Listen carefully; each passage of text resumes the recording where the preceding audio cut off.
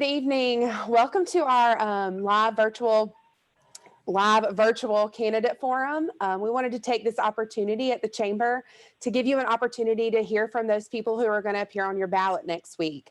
My name is Ashley Morey. I am the 2020 chairman of the board of directors for the Thomson-McDuffie Chamber of Commerce. It has been a very interesting year to be chairman of the board. We are so excited to be having an event tonight. We've been missing seeing our membership and our community. So thank you for joining us in this non-traditional way. I want to start by thanking our sponsor for this event, WTHO, who has graciously agreed to stream this live for us and make it available to people who aren't able to get to see it on YouTube. So thank you so much to Mike Wall and WTHO for making this happen for us. As always, we want to thank our Chamber champions who make everything we do possible and who have continued to support us year after year.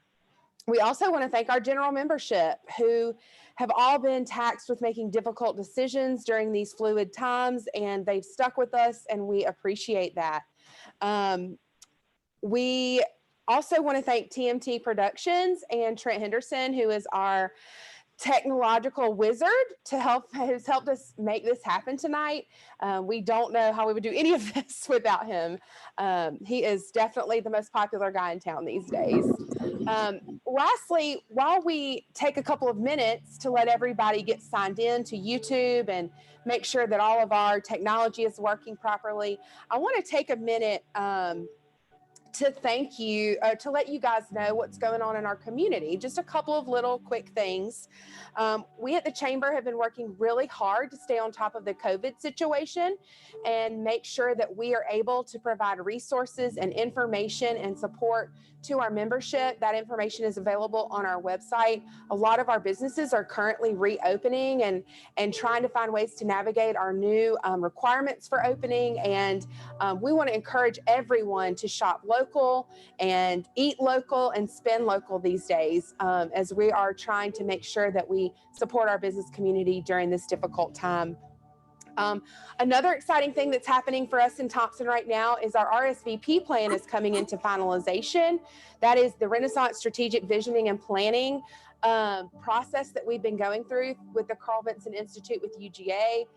You're already seeing some of those things come to fruition, like the new trees around the government complex. We have a beautiful new mural on Journal Street.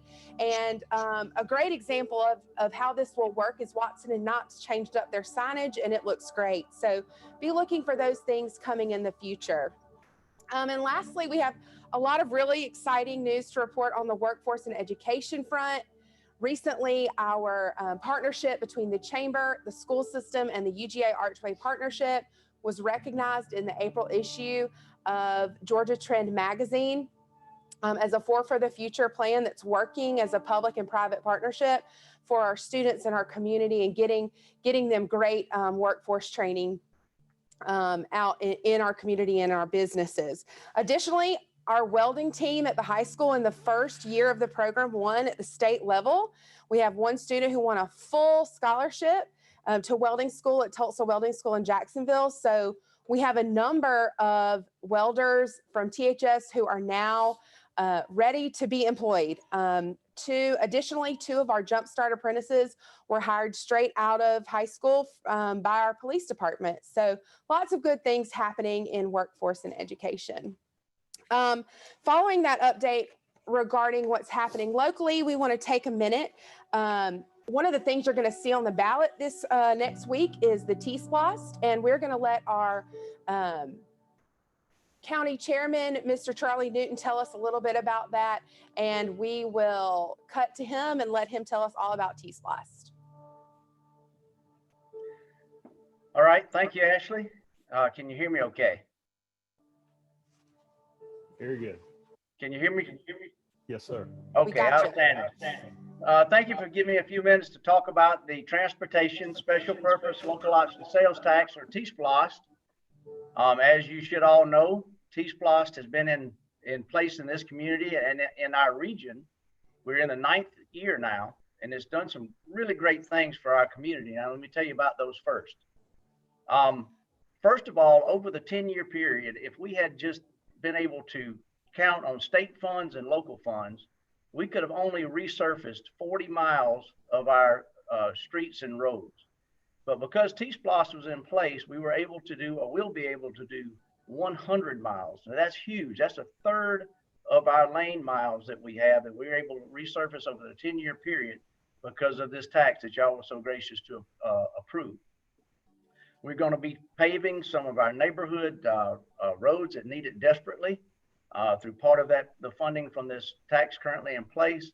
And then the major improvements we had as part of this, the projects that you actually voted on that were in the referendum, were the 4-laning of Highway 17 from Thompson to Washington. That is going to be a great economic corridor for this community. And that project is almost over. What you will see coming soon is our new bypass that comes around from 3 Points Interchange to University Hospital right there. Again, that's going to be an economic driver for our community. And then finally, there's some much needed work downtown Thompson at the Brickyard, where we have, if y'all are aware, I'm sure you are, each time we get any size of a rain at all, there's a major drainage problem, and then we've had some accidents, and we're going to fix all that, move some light poles back so we got a better clear zone, and add some sidewalks, and it's going to completely transform from the Walgreens into the Methodist Church. So I wish we could have gotten that started before this vote so people could have seen their T-Splosh dollars at work, but it will be happening soon. Now, the tax you're being asked to vote on in this referendum by next Tuesday, it is not a new penny. It is simply a continuation of the penny we currently have in place. Excuse me, we're on, got my lights back on. It's simply a continuation of the penny we currently have in place. It will not increase your sales tax. It is also a regional tax. If we had a tax that was just in McDuffie County, it could potentially put our businesses at a disadvantage with competing with those in Columbia County and Richmond County and Lincoln, Jefferson, but it's not. We all are having this tax imposed on the 13 county region, so our businesses will not be at a disadvantage. Now, what we're going to do with this tax, if you are so gracious to approve it for us, we made it a little more personal for the local folks this time. We're able to get in the big pot of money, which is a 75% pot you vote on, over 12 miles of major connector dirt roads that we're going to be paving. We'll have the same impact on resurfacing over the next 10 years as we have in the past 10 years. And then we're also going to have a frontage road that will go along I-20, starting at exit 172 in there behind McDonald's and the Waffle House. And what that does for us, frontage roads provide extra space for new hotels and restaurants to come in and provide some better services to this community. That's one of the things our folks have really asked about, is having some nicer grocery stores and restaurants and some new hotels come to town so that we can have a better place to eat and have more guests come visit with us. Also, there is going to be some major work downtown Thompson. Everyone knows how bad the truck traffic is downtown Thompson. It's hard to get businesses up and going down there because we don't have great places to park. What we plan on doing, if you approve this T-Splosh, is we're going to make the current Main Street one way, and then we're going to have one way down the current Greenway Street. And what this will do is two things. It will really open up the area we have for new businesses to come downtown, and it will get the truck traffic out of downtown because they're not going to want to navigate the new roadways we put in place down there. And it'll also let us do some major pedestrian improvements downtown so people feel a little more safe and they're willing to go downtown and shop and eat, and hopefully we can create a downtown center around that. So the major things I'd like to leave you with is that the T-Splosh has done tremendous things for this community and really the CSRA over the last 9 years. If you're gracious enough to reapprove it, it's going to do great things in the future. And we just hope you will see to support it. Please, again, it is not a new tax. I had one person tell me that they didn't understand that and actually voted against it because they thought we were imposing a new tax. Please tell your friends and family and whoever will listen that it is not, and is also a regional tax, so that doesn't put our local businesses at a disadvantage.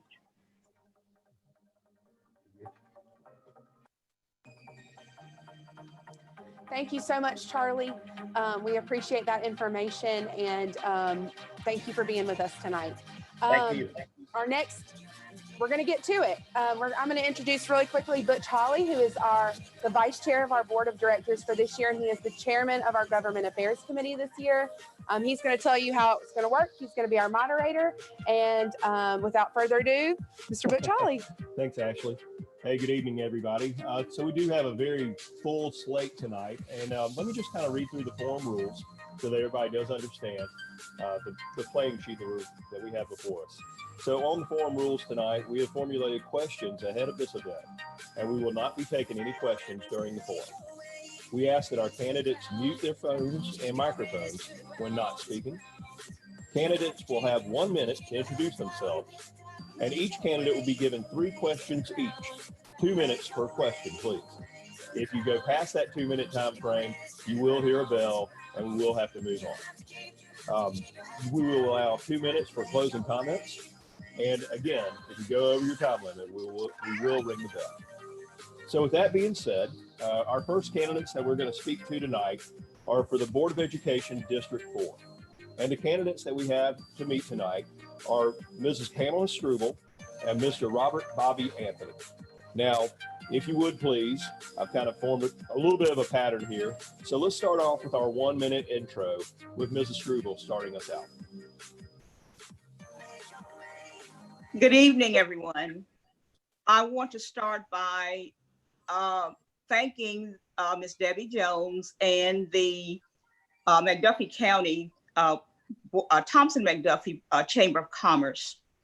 My name is Pam Struble. I'm a retired educator who has dedicated the past 40 years to teaching the students of McDuffie County, ranging in grades 2nd through college. I officially retired from the McDuffie County school system in 2010. However, I spent 2 additional years working in the school system as a substitute teacher. In 2012, I joined the staff at the Thomson. Sorry. Stop the timer. We got a little bit. We're going to take care of it real quick here. Everybody that's in studio, please make sure your phones are on mute.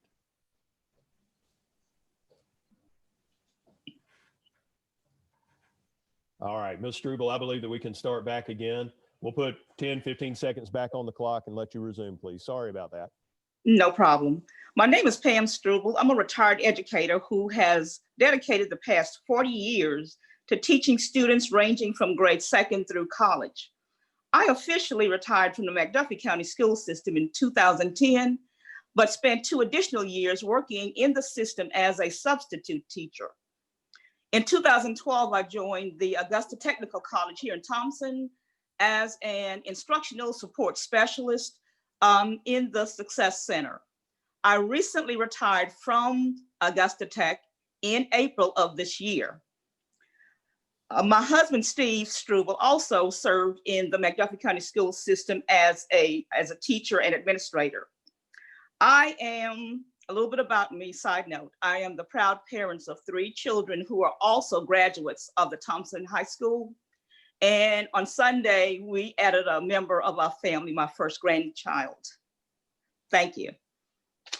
All right, thank you, Mrs. Struble, and congratulations.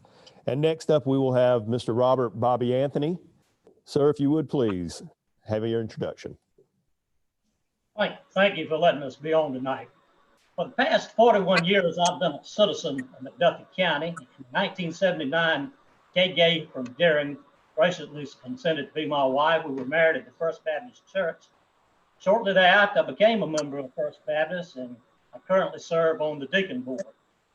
In 1988, I was employed by the McDuffie County Board of Education as a social studies teacher.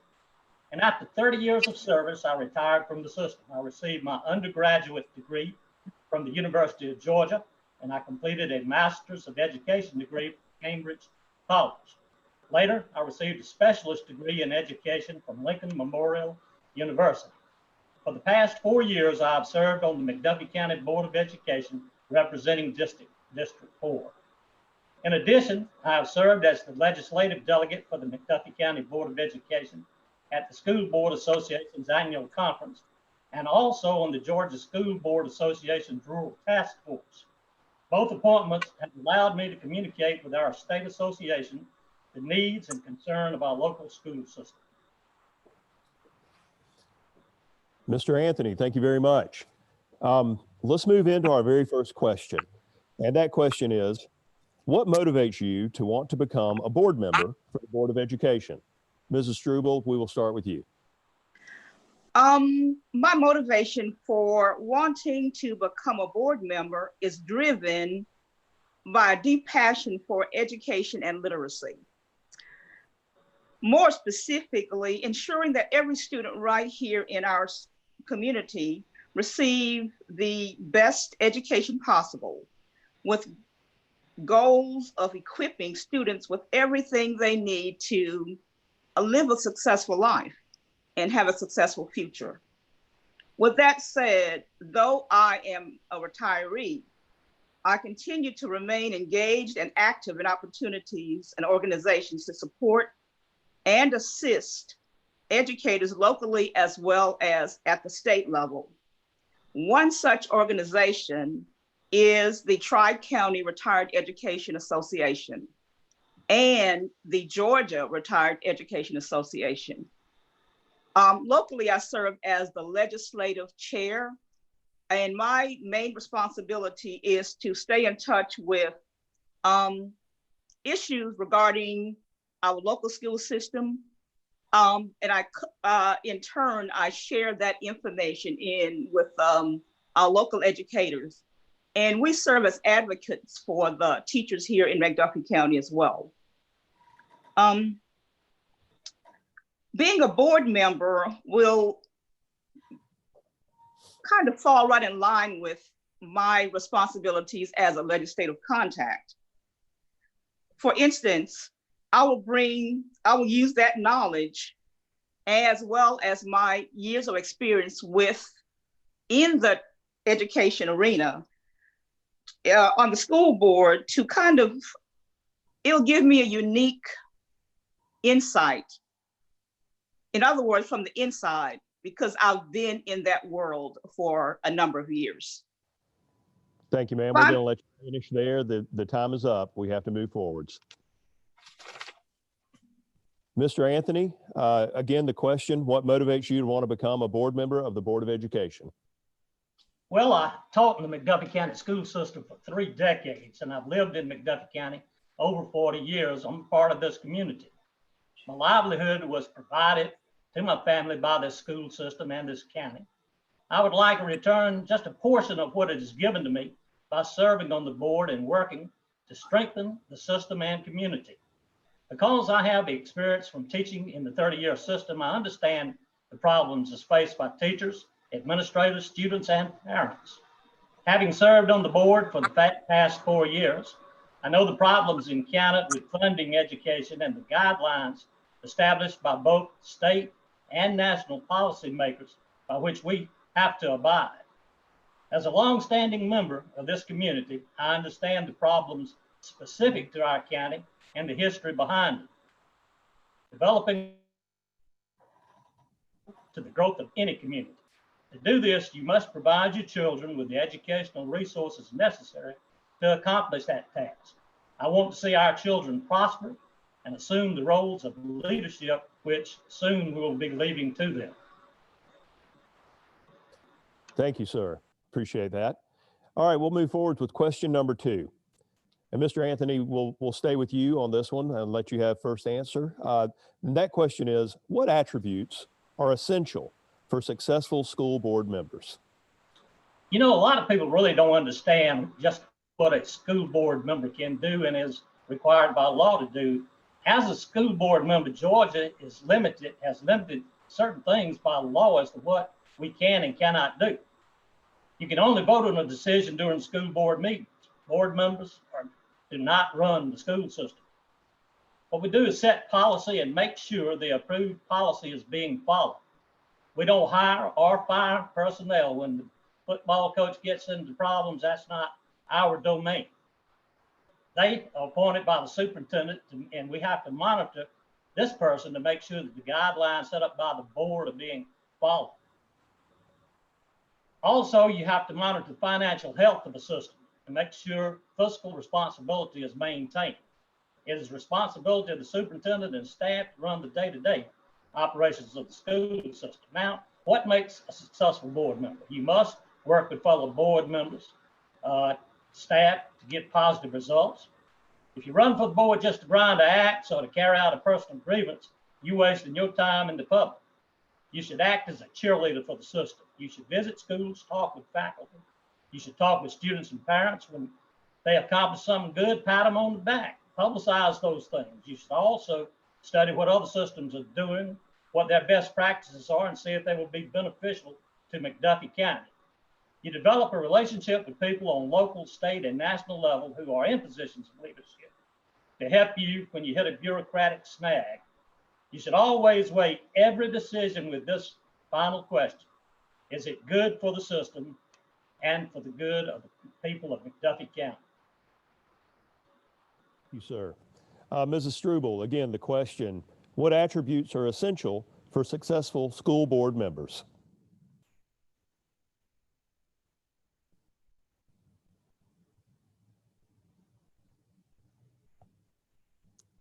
One brief second while we get her microphone off of mute.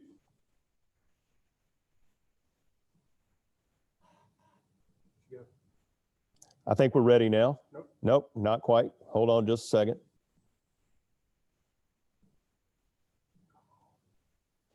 All right, now you've got a loud mic, Mrs. Struble. Okay. When I was considering this, the answers here, I thought about a lot of things came to mind. However, for the sake of time, I'm going to share 4 of them with you. Successful school board members must be prepared to participate responsibly.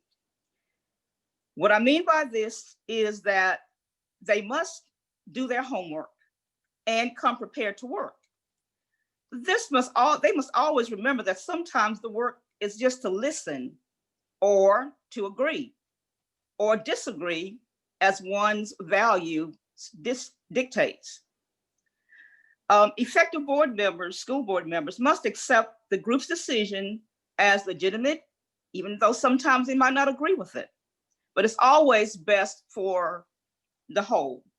And the decisions and choices are made in the best interest of the school system or community or students. Successful board members focus on serving all children.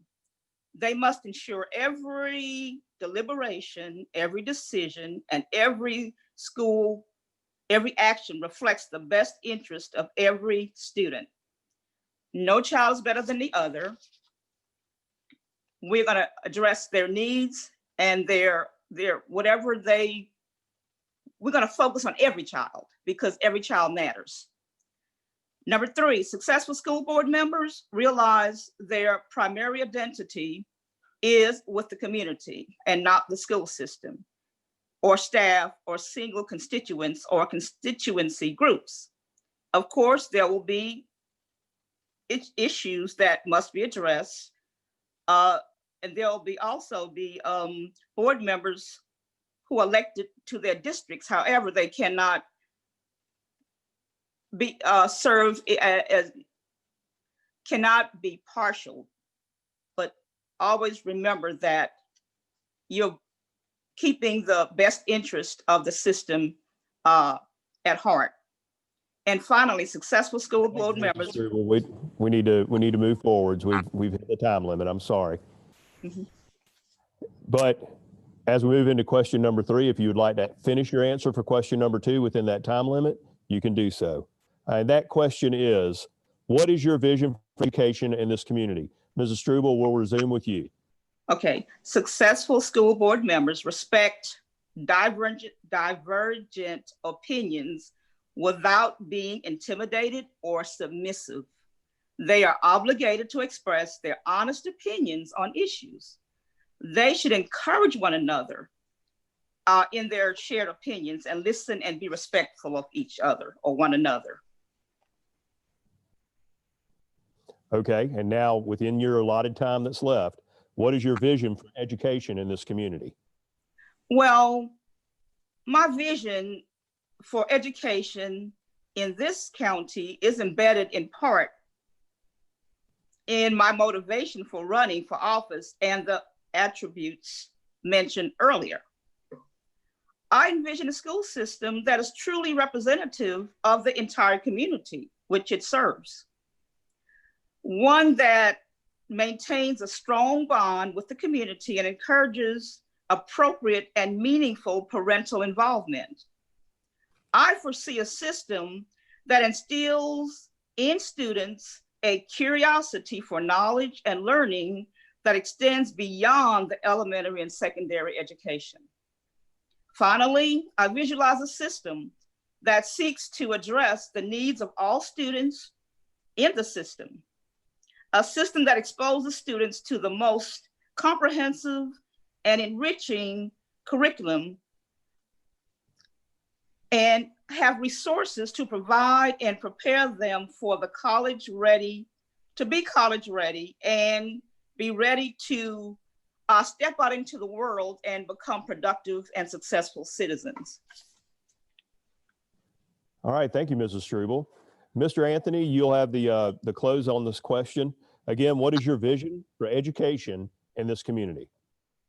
Okay, school system, it's just like a private business. It can't operate without appropriate funding. You know, we got 14% that we have been cut this year. It's going to present a major problem. McDuffie County also has problem recruiting teachers into our system because we are a rural county. Other rural counties have the same problem. One of the things we have to face, our school system has 14% of our students that are classified as special need, requiring special support, additional staffing, and differentiated curriculum. We have to keep this up. We have one of the best systems, if not the best programs in the state to meet the needs of these students. However, it takes more funds to meet those needs. We can't cut the quality of the service of those students, but we've got to find some kind of way to restructure costs and deliver instruction. That's a goal I want to accomplish. The major concern for this upcoming year will be handling the 14% cut. As I've stated, the funds, you've got to have them for quality service. The big dilemma is, though, how do we accomplish this without adding additional tax burdens onto the taxpayers of McDuffie County? When we first heard it was going to be cuts, our superintendent and her staff went and started looking at cutting 12% from this budget. I've been doing this for the last 3 months. Of course, when the 14% came, it raised our eyebrows a little, but they went back to the drawing boards. They have looked at several ways of cutting money in places that will not be so detrimental to, but it is going to be a shock. Our system is in the best financial condition it's been in for several years. When I came on the board, we were within $100,000 of being broke. Now, I didn't fix all this, but with working with our fellow board members and the staff and the superintendent, we are now in a pretty good shape. We're reaping some of those benefits, and I think we're going to be able to be within budget. All right, sir. Thank you very much. That comes to the end of our questions for the Board of Education position that we're looking at tonight. And we're going to move forward with closing comments. Mrs. Struble, I believe that you had the introduction beginning. So Mr. Anthony, we will let you start with the close. Okay, I've been on the school board, as I said, for the last 4 years and have gained knowledge of the problems we face. A lot of decisions have been made and have developed contacts around the state to bring attention to these specific needs facing our county and how we're going to resolve them. I met with Barry Fleming and Mac Jackson right before the legislature. In fact, the week that they were shut down, I was up there on that Monday, and they have agreed to come and talk with our board on some ways that we can alleviate some of our problems with this funding. I also want to emphasize again that I have been asked to serve on the Georgia Board of Association for its legislative committee. That will give our county access to people who can help resolve our problems. I'm currently concerned with the prosperity of our community, with the welfare of our students, and the contentment of our teachers. This system has provided me with my livelihood, and I want to ensure that it will be there to do so for future generations.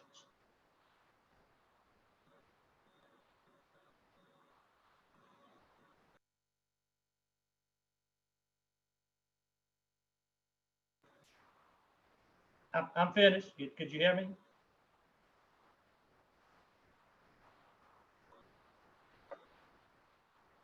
We can't hear you. Okay, I think we can hear you now, Mrs. Struble. Go right ahead. In closing, I want to share two of my all-time favorite quotes, which are pretty much the essence of my purpose for wanting to continue in service to the students of McDuffie County. And both was written by one of the most revered historical figures of all time. And they go like this. This is Mr. Nelson Mandela. He wrote that education is the most powerful weapon you can use to change the world. And another, a good head and a good heart are always a formidable combination. But when you add to that a literate tongue or pen, then you have something very special. That's why I'm so passionate about serving in this capacity. I want to effect change. I want to be a part of the direction in which this system is headed, making decisions along other board members. District 4, I solicit your support in making me your next school board representatives because education matters. All right, Mrs. Struble, thank you very much. To Mrs. Struble and to Mr. Anthony, we thank you both for your participation tonight. We think that the legislative body here is very happy with your candidacy, and thank you for your time tonight. Okay. Thank you. So sometimes part of the fun with technology is you have to make certain things work and not work. And of course, one of our platforms tonight, we weren't able to quite get the Zoom meetings to work out exactly right. But hey, the great thing about Thomson-McDuffie County is that we were able to round up some people and bring them into the studio. So next up, we do have our county commission seat, District 2, Seat B. And our candidates are Mr. Bill Joplin and Mr. Jeffrey Pagak. Gentlemen, I'll read through the rules one more time just so that we can be fair to each other. The questions that have been formulated ahead of the event, there will be no other questions fielded from the public. We don't have to worry about you muting your microphone because we're all sharing the same one. But you have no excuse if you don't hear the bell. How about that? You do both have 1 minute to introduce yourselves. You'll be given the same 3 questions, 2 minutes per questions, 2 minutes per closing comment. And again, if we go over time limit, we will ring the bell. So that being said, let's move forwards into our 1 minute introductions. Mr. Joplin, if you would please start off the show. Am I on? Okay. Hey, this is kind of a little bit different from what I expected today, but that's nothing unusual. We have to be kind of flexible with all this. But at any rate, thank you all for inviting us to this Zoom meeting. And I'm talking to Ms. Struble over there. This was kind of interesting, but let me just, I've served in this position for the past 11 years. And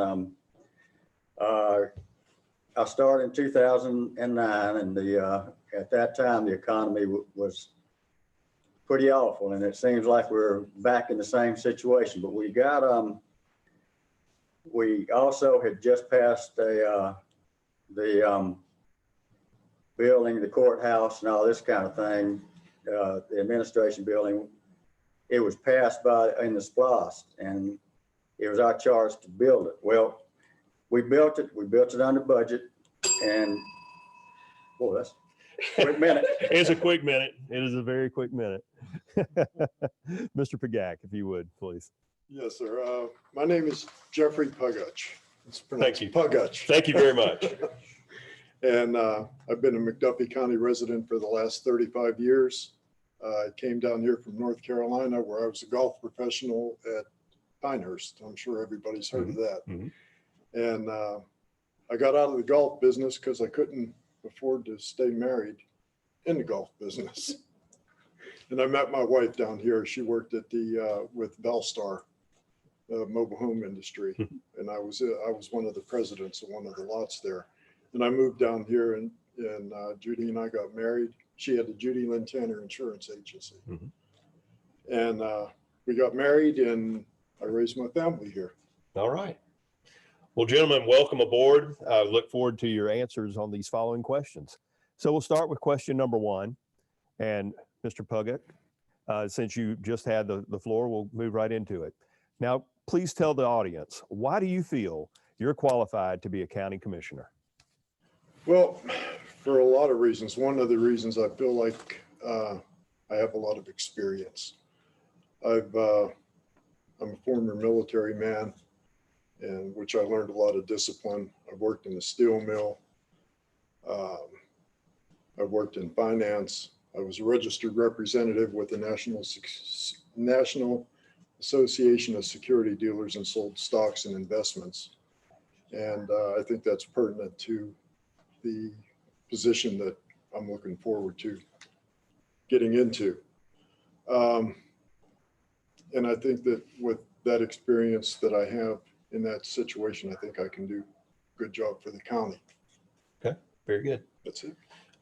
Mr. Joplin, again, why do you feel you're qualified to be county commissioner? Well, I've been doing it for a while, and actually it's been an enjoyable experience. So I've learned a lot, worked a lot, but it's been a good experience. Feel like I've established good relationships on the board and in the county and in the government, city and county included. I've been involved long enough to understand how the things work and understand the relationships. That's so very important. I finished the required courses from the ACCG, which is the governing body of county government. And I'm still going to school. That never ends. So, and I'm have finished the requirements for the advanced county commissioner training. So I feel like I worked up to this position, and I think that I think I can handle it and deliver for the citizens of the county. Very good, sir. And we'll follow back right up with the second question with you, sir. Now, some departments have been consolidated between the city and the county. How do you see the two governments working together for the betterment of our community? Well, I got to tell you, I've been a avid proponent of the consolidation. We already have the water sewer department, the airport, and the recreation department have been consolidated for quite a while. We just got fire consolidated, which makes a tremendous amount of sense. We need to finalize some funding issues, but and more is needed to be done on other things. We had the Carl Vincent Institute at UGA come down and do a study, and they were recommending various departments be consolidated. I'm really feel like that would be great for the citizens and the taxpayers. Long term, it can only be beneficial in order to reduce costs. My goal is to keep taxes as low as possible. And to be honest, I hate taxes, and I don't want to pay any more than I have to. I pay enough. All right, thank you, sir. Mr. Puguch, your follow-up? As far as the consolidation is concerned, I question a little bit about it because of the way they still keep fighting in Augusta and Richmond County. I know that recently I don't know how recent, but the last consolidation in the county here was for the fire department and the planning commission, I believe. And consolidation is a good idea if you have new and fresh ideas that can help the county. I just wonder though sometimes if the people that are running both the county and the state where they can, or in the city that are consolidated, are all run, it seems like they're all run by the same people. And I wonder sometimes if that's a good thing or if it's a bad thing, but time will tell. Very good. Thank you, sir. And we'll stay with you on this last question, question number 3. With SPLOST funding up for renewal later this year, what projects do you feel are most important for utilizing these funds? Well, what's most important to me is, number one, the animal shelter. I'm a big proponent of, I'm an animal lover, number one, and I'm a big proponent of seeing things that can't take care of themselves. I want to see that they're taken care of. They need a bigger areas. They need more room for the animals and to be taken care of. And I know Gil Newsom has done a great job with Dr. Wester in making that happen. And the biggest thing is we do not kill animals unless it's absolutely necessary because of health or just meanness. And the other thing, I forgot my note on this one, but I'm going to wing it. The other thing is the county coroner's office. I think the county coroner's office needs to be, with this new SPLOST fund, with the upcoming, I think it needs to be made larger. I think we need to have more space for it because from what I understand, there's a lot of things that's going from McDuffie County to Warren County to the hospital, and it's just a big mess from what I understand. And if we can get the funding to build a morgue, I think would be in a lot better shape. Mr. Joplin, your follow-up. You know, with the courthouse getting paid for, we finally have an opportunity to actually use all of our SPLOST funds, which are unencumbered by the payments of that. We have a lot of water sewer projects, IT projects, and I personally would love to see some fiber optic expanded in through the county for better internet capabilities. We have some public safety needs, equipment, fire, ambulances, police issues, equipment needs, and I personally have been lobbying to have the old high school building right down the street utilized and renovated over a period of time as a community center for gatherings, meetings, educational and social events. Recreation department improvements. We've got Rock House restoration on there. The animal shelter is on there. And also, since this is a pet project of mine, I'd like to see some improvements out at Big Heart and Raysville because they're kind of, in my mind, it's crown jewel of McDuffie County recreation. All right. Well, gentlemen, we've reached the end of our questions and we'll move into closing comments now. Mr. Joplin. Well, I'd like to serve the citizens another 4 years. There's going to be some challenges with the new normal that we're dealing with. We're going to have to utilize different ways of dealing with problems. We're going to have some budget issues. And I fully intend to try to utilize our T-SPLOST, SPLOST, and budgetary issues so that we can do the best that we can for the citizens of the county. Thank you. And Mr. Pogok. I look at and see what's going on in Grovetown, the way it's grown in the last 15 years. And I think we need, in McDuffie County, I think we need to have some new ideas, because whether we like it or not, we're going to have growth coming this way, and we need to prepare for it. And hopefully we will be able to do that, but we really need to look at that coming down the road. So if you choose to vote for me, I'll work as hard as I can to look to the future for McDuffie County, because we're a diamond in a rough, and we could be a polished gem. Thank you. Gentlemen, thank you for your time. Thank you for being flexible enough to come into the studio. I know that it was a mad dash to get here, but I think we pulled it off. Interesting. It was interesting to say the least, and we appreciate your opportunity to step up to represent your community. Thank you very much. You're welcome. Thank you. All right. Well, as we said earlier, sometimes technology is a little flexible and sometimes you have to do things a little bit different way. So moving forwards next, we have our last race to focus on, and this will be the State Senate 23 race in between Mr. Max Burns and Mr. Trey Allen. Mr. Allen is tied up with prior commitments. However, he has prepared responses to the questions that we did provide. So his responses will be recorded, but Mr. Burns is able to join us live. And so we'll keep the same format that we've had moving forwards. And with that being said, we will now move into our 1-minute introductions, and we will start with Mr. Max Burns.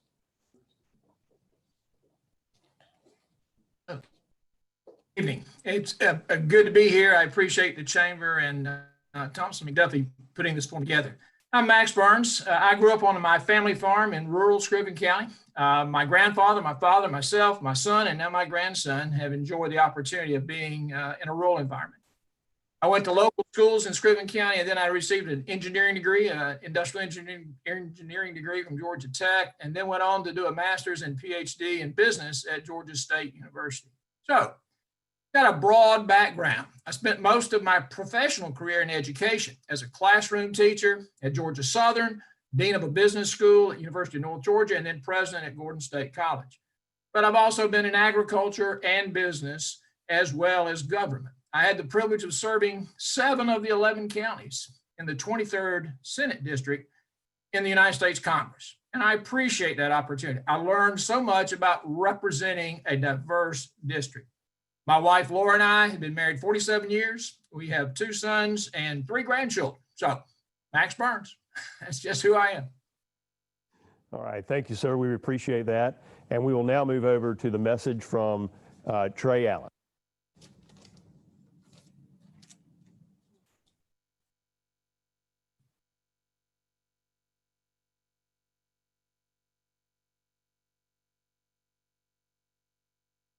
Can't hear it.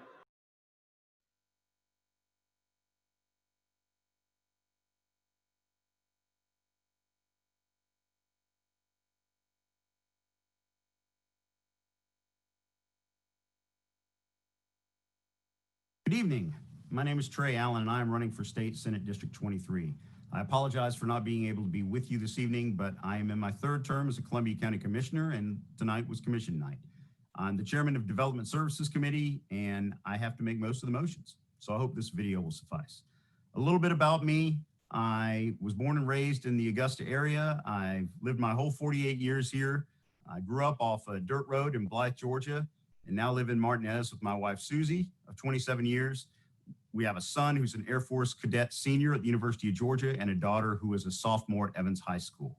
I grew up part of a grocery family for 3 generations grocers, now that became convenience stores by the time I took over.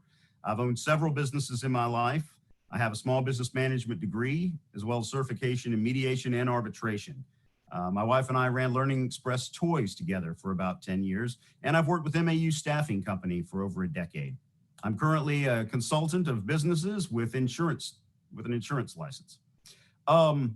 I'm running for state senate because I believe East Georgia deserves experienced conservative leadership, and I believe I can offer that. My 12 years as a county commissioner certainly has prepared me for dealing with local issues and dealing with the state. I've also served the last 5 years as the 12th congressional rep for the State Board of Education. And prior to that, I served on the Department of Community Affairs, which is a state agency that takes federal money and bundles it together in grants for rural areas and small towns and throughout Georgia.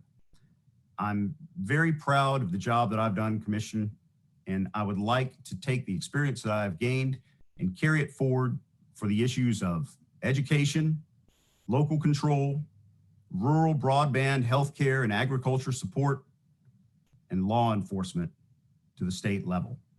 I ask for your support. Thank you. Okay, so we'll now move into our very first question of the night, and we'll start with you, Mr. Burns. And that question is, why do you feel that you're the best candidate for state senate?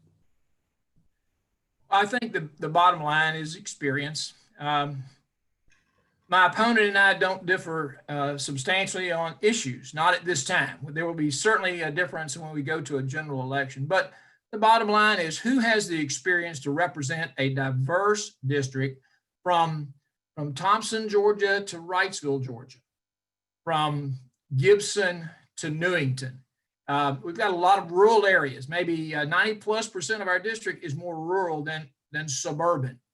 We have an opportunity to serve the people. I've been on the county commission as well. I served on the county commission in Scriven County. I was chairman of the county commission. I've had the same training at the local level that your candidates today had for your local positions in McDuffie County. But in addition, I've had the privilege of being in the United States Congress, serving on the Ag Committee in the Congress, the Education Committee in the Congress, and the Workforce Committee in the Congress. So the experience and the ability to represent a diverse district is what differentiates my candidacy from others. Thank you. Thank you, Mr. Burns. We'll now move to the response to question number one. Why do you feel you're the best candidate for the state senate? With Mr. Trey Allen. I think we're lucky to have two very qualified candidates in this race, and I appreciate Max Burns for keeping this a very honorable and polite affair for this campaign. But I do believe that I'm best qualified to represent District 23 in the state senate, and I believe that because of my experience. Not only my government experience, I've served the last 12 years as a county commissioner, seeing everything from a local level and working with the state representatives that surround our delegation, as well as the governor and many other people in Atlanta. I have those relationships and I'm able to work those relationships and get things done for our area. I've also served in the State Board of Education for the last 5 years as the 12th congressional rep. That's a $14 billion budget that I sit on the board responsible for. I understand how state budgetary and state government works. It's the largest department in the state of Georgia. Prior to that, I served on the Department of Community Affairs, which is an agency that takes federal money, bundles it into grants, and distributes it to rural Georgia and small towns. I understand their needs. I know what rural Georgia and small town Georgia needs. I've seen it firsthand, and I've been able to assist them firsthand. I think that all that experience, coupled with the fact that I've made payrolls, I have worked those late nights. I've come in on the third shift of my convenience stores when somebody called in. Those life experiences and that knowledge and those relationships make me the best qualified candidate for District 23. Okay, next up is our question number two. And we will stay with Trey Allen's response on this question. With the growth happening in Richmond and Columbia County, how would you push to increase I believe the growth the you're need seeing for in our region businesses is and industry to locate in rural communities? I believe the growth you're seeing in our region is no accident. Speaking as a commissioner for Columbia County for the last 12 years that's seen the incredible growth we've had, we are the fastest growing county in the region. I can tell you that we've worked very hard for that. We've invested in infrastructure, and that's what has to be done to bring industry to a region. You've got to have roads. We've passed TIA. We have another round coming. We need to make sure that goes through. I appreciate the chambers of all our region for all their support and all their help in making sure that that does take place. In Columbia County, we've invested in C3B broadband. It has been an incredible boon to our attractiveness. It has put us on the list of Fortune 500 companies like Amazon, which will be coming to Appling, bringing almost 1,000 jobs. And since that announcement, we have countless others that are right behind them that want to be in the area, seeing the excitement we have. And of course, education is primary. You must have a quality workforce. We must focus on education, not just in general, but in options for education for parents who know best what their students need, and career tech ag ed, CTAE. We have to make that available to parents and get rid of the stigma that every kid has to go to a four-year college. Not every child should, not every child can, but CTAE, especially when coupled with dual enrollment, can certify children and have them work ready right out of high school or shortly thereafter, and certainly able to go into an internship program with many of the top industries in our region. Investing, building it, and they will come. That is the key to providing positive industry in our. Okay, again, our question is, with the growth happening in Richmond and Columbia County, how would you push to increase the need for business and industry to locate in rural communities? Mr. Burns, your response. The bottom line is leadership.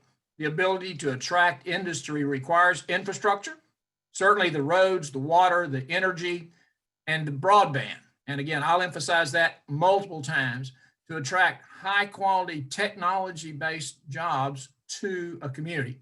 But the bottom line is leadership.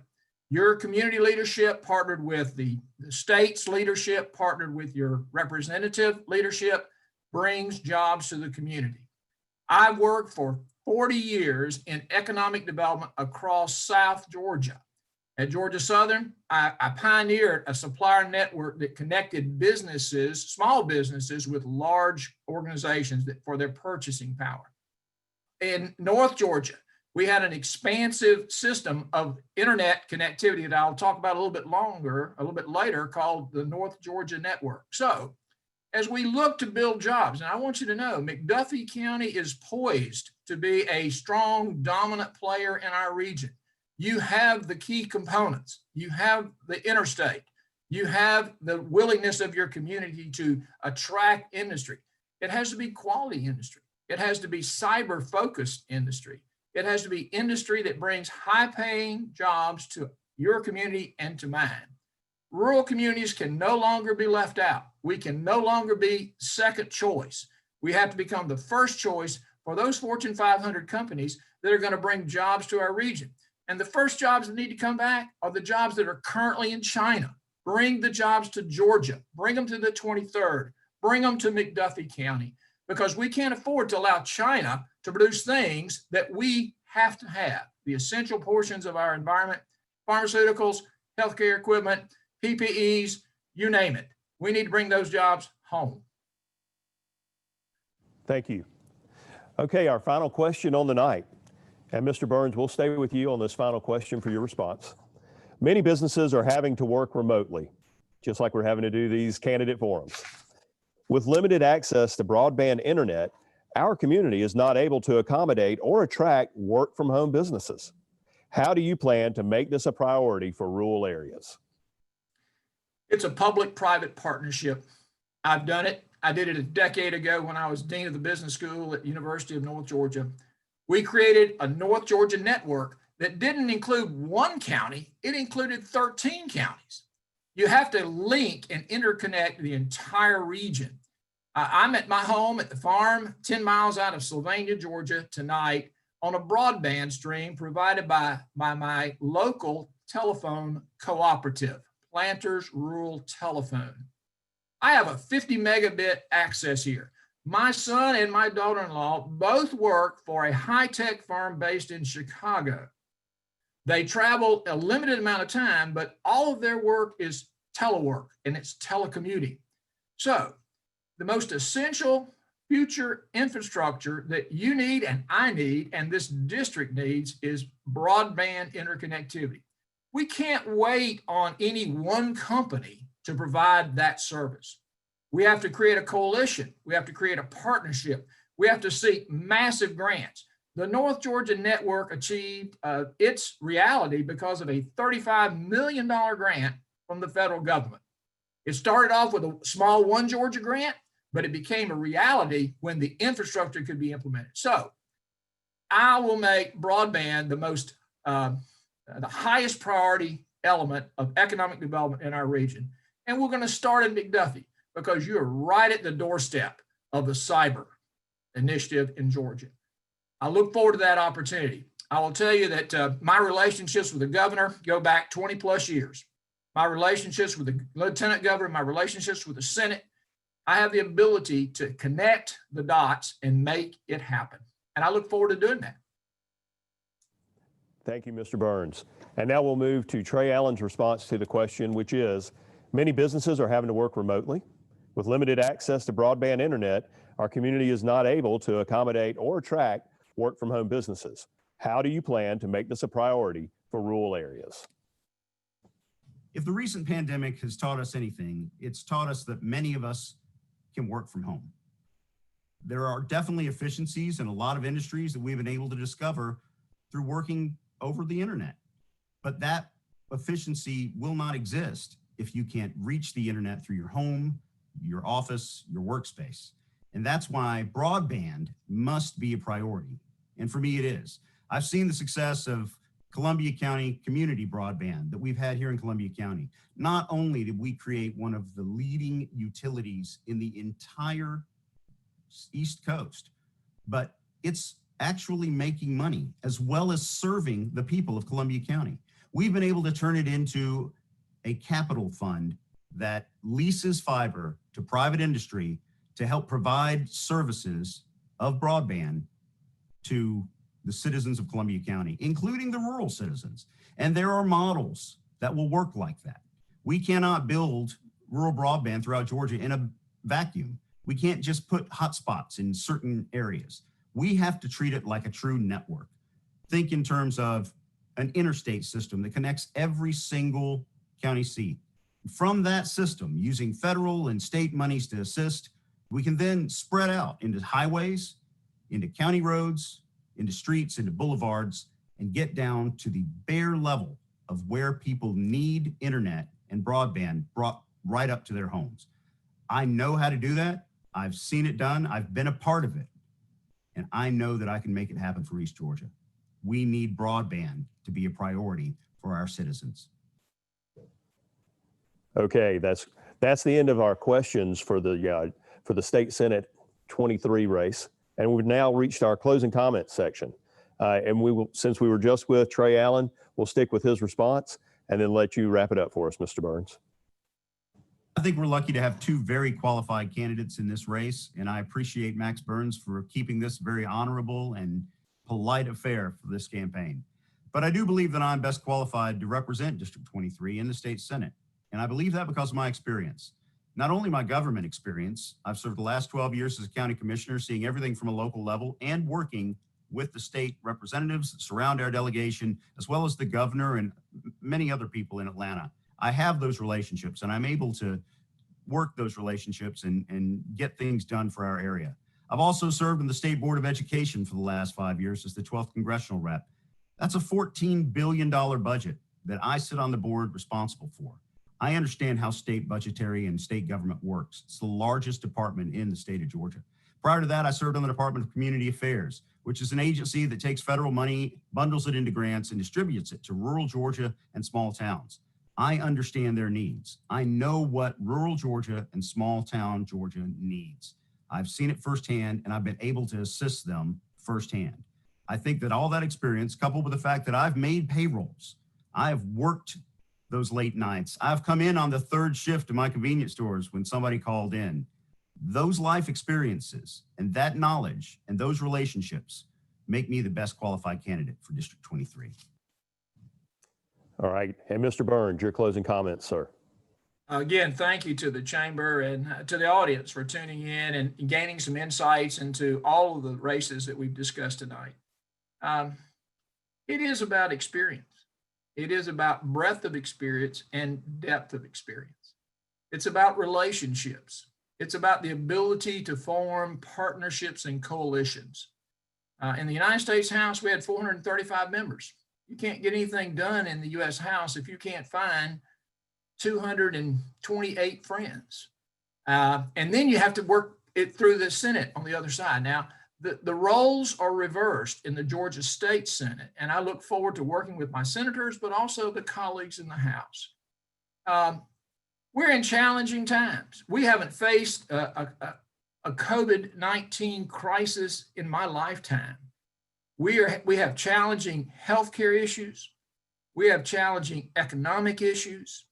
We've got to put our citizens back to work. We have to reignite the economy. We have to build for the future. I believe that I'm the person who can lead the 23rd Senate District back to a prosperous position, a prosperous footing, and then expand on that. In challenging times, experience matters. I've had the privilege of serving at the local level and at the federal level. I've worked extensively at the state level, and I look forward to serving you as your senator from the 23rd Senate District of Georgia. I would appreciate your vote, and I thank you for the opportunity. Have a great evening. We want to say thank you to, I want to say thank you to Butch, who is always great on the fly and is an excellent, has been an excellent moderator for us tonight. I appreciate all of the candidates taking time out of your busy schedule to meet with us, especially so close to the election. I want to say thank you to the viewers. We think at the Chamber, interacting with our local officials is one of the most important things we can do on behalf of our membership. And we want you to always have an opportunity to do that as well. We want to ask you to please vote on Tuesday if you have not done so already, right down here at the Main Street Gym.